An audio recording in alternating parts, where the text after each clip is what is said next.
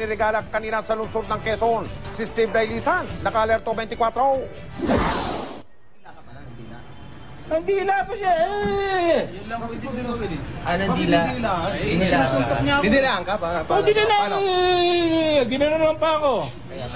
Bakit ugali pa rin sa matandang karispeto yun? Anong gagawin ko? Ang layo-layo ko sa'yo. O, kahit mo kasi sinungalingan mo. Ang layo ko sa'yo kung wala lang tayo dito sa police station. Naku, sa totoo lang.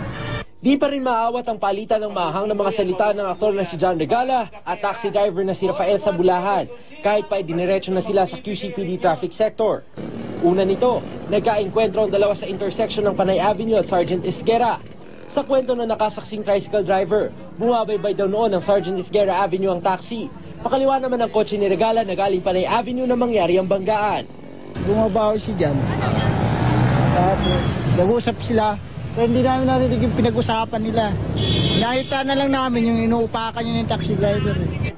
Di naman itinanggi ni Jan na nasapak niya ang driver. Arugante raw kasi at pakiramdam niya, gusto lang siyang pagkaperahan. Alam mo, loko-loko kong kausap. Pa rin kasi. Ay, hindi na ako nakapagpigil. Talagang, ganun ako ha. Binanata ko na yan. Oo. Kahit na magdemanda siya ng yung physical injury. Sige, magdemanda siya. Hingi siya ng pera sa akin. Bibigyan ko siya ng pera pero bubugbugin ko muna siya. Ipinanonood ko nga rin yan sa TV, saka sa pelikula eh. Hindi ko nga siya namukhaan, no? Na siya pala si John Regala. Pangalawang usapan na, saka ko lang nalaman si John Regala pala.